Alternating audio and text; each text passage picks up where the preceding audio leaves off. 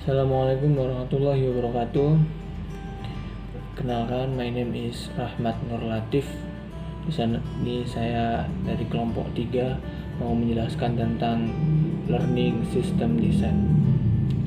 Definition of learning design. Design is a term taken from the word designs, which means planning or designs. There is also a meaning with preparation in education, management science, or educational administration science. Planning is referred to as planning, namely preparation to make a decision in the form of step to solve a problem or the implementation of a job that is directed at achieving certain goals. Jadi desain adalah sebuah istilah yang diambil dari kata design dalam bahasa Inggris yang berarti perencanaan atau rancangan. Ada pula yang mengatakan dengan persiapan. Nah, di dalam ilmu manajemen pendidikan atau ilmu administrasi pendidikan, perencanaan disebut dengan istilah planning, yaitu persiapan menyusun suatu keputusan berupa langkah-langkah menyelesaikan suatu masalah atau pelaksanaan suatu pekerjaan yang terarah pada pencapaian tujuan tertentu. Jadi kita harus menyiapkan sebuah keputusan atau langkah-langkah untuk kedepannya ya. Desain pembelajaran merupakan rancangan yang di dalamnya berbentuk rangkaian prosedur sistematis mencakup seluruh proses pembelajaran dari awal sampai akhir dengan mengkolaborasikan teori, model, dan media pembelajaran sesuai materi sehingga menghasilkan perangkat pembelajaran. And then learning system design is an organized procedure that includes the following steps. 1. Analysis, namely the process of formulating what will be learned. The second, design, namely the process of describing how it will be studied. 3. Development, namely the process of writing and making or producing learning material. 4. Implementing, namely the use the relevant material and stage. And the last, assessment. Jadi maksud dari desain sistem pembelajaran adalah suatu prosedur yang terorganisir yang meliputi langkah-langkah sebagai berikut. Yang pertama, analisis, yaitu proses merumuskan apa yang akan dipelajari. Jadi kita harus menganalisis dulu apa yang akan kita pelajari. Misalkan kita mau mempelajari tentang biologi, jadi kita harus melihat dulu, merumuskan apa yang saja di biologi itu yang akan kita pelajari nanti. Yang kedua, desain, yaitu proses menggambarkan bagaimana akan dipelajari. Jadi kita itu nanti akan bagaimana sistem pembelajaran kedepannya itu, bagaimana tentang belajar biologi itu. Dan yang ketiga, pengembangan, yaitu proses menulis dan membuat atau memproduksi bahan. Jadi kalau kita inginnya memakai makalah atau PowerPoint, ya kita harus mempersiapkan itu, membuat dulu PowerPoint tersebut. Atau kalau bikin video, jadi kita medianya harus membuat video dulu. Dan yang keempat, implementasi, yaitu penggunaan materi dan strategi yang relevan. Jadi kita itu harus mengimplementasikan hasil kita itu yang relevan, yang sesuai, yang berhubungan dari materi kita yang tadi itu. Jadi kita misalkan belajar tentang biologi, ya media kita harus sesuai dengan materi tersebut. PowerPoint kita itu harus relevan, jadi harus bersambungan dengan materi kita di awal tadi. Yang kelima, penilaian. Dari yang habis keempat itu kita bisa menilai, jadi kita bisa menilai atau menyimpulkan hal mana sih yang baik, hal mana sih yang buruk. untuk pembelajaran kita di biologi ini. Dan yang ketiga, desain pembelajaran menurut Reichelt, yaitu proses untuk menentukan metode pembelajaran apa yang paling baik dilaksanakan agar timbul perubahan pengetahuan dan keterampilan pada diri pembelajar ke arah yang dikehendaki.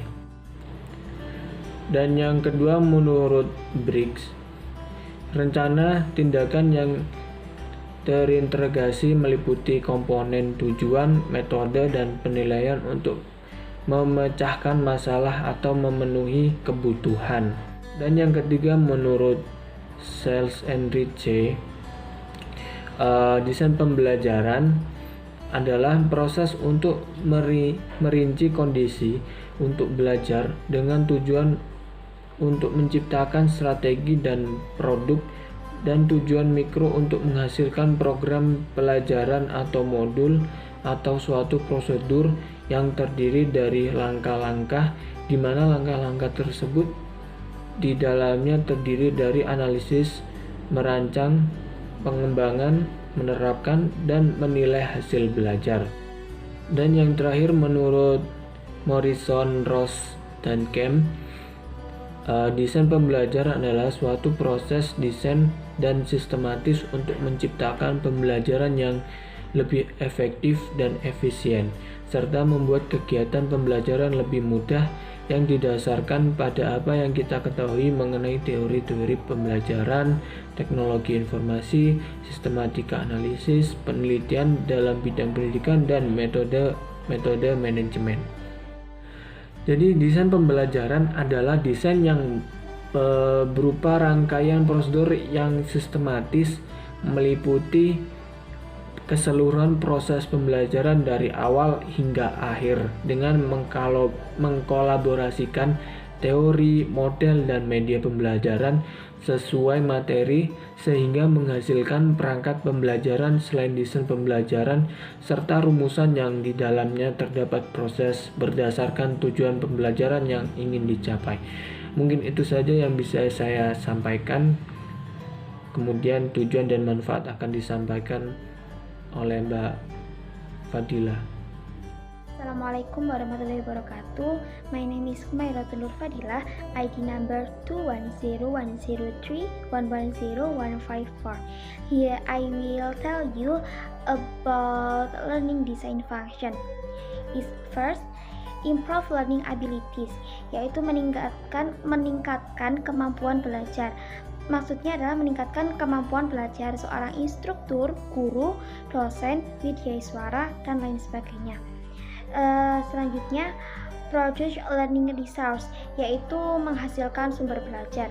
Yang ketiga, develop a teaching and learning system, menghasilkan sistem belajar mengajar. Yang selanjutnya, developing the organization into learning organization, yaitu mengembangkan organisasi menjadi kelompok organisasi.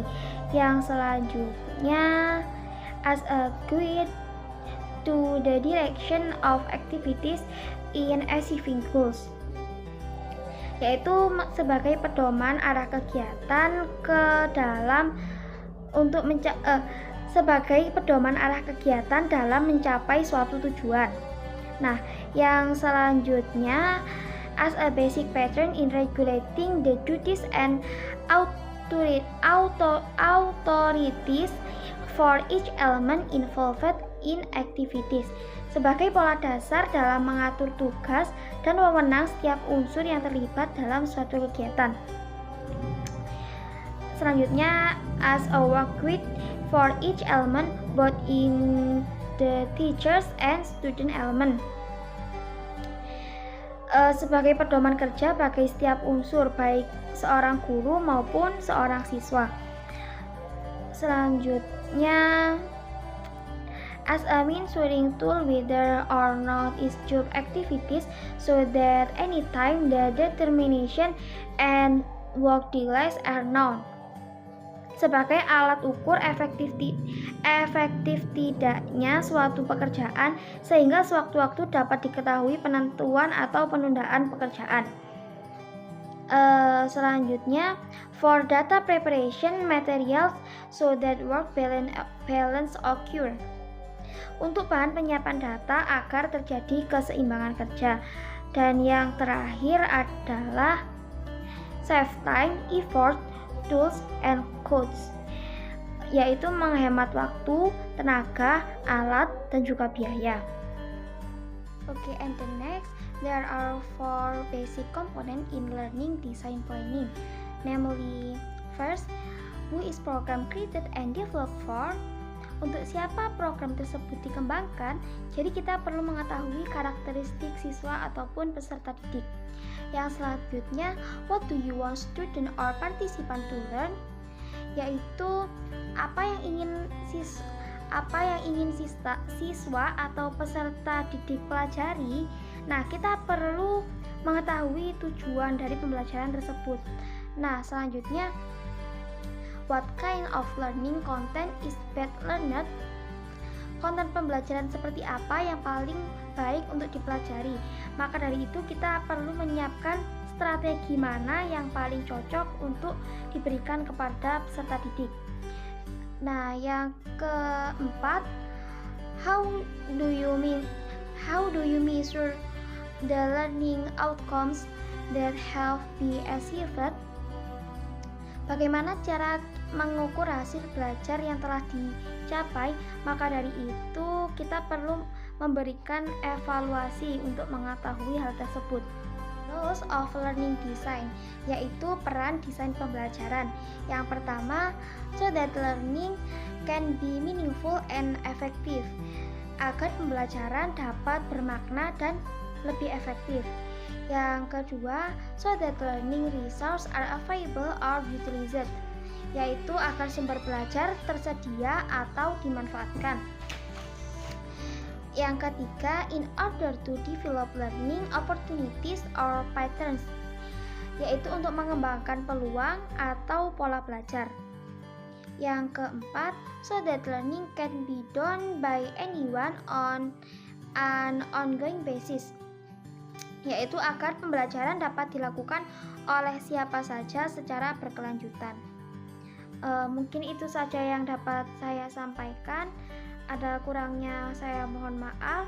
Sorry if I have any mistakes, karena kita sedang dalam proses belajar. Mohon dimaklumi. Sekian dari kami. Wassalamualaikum warahmatullahi wabarakatuh.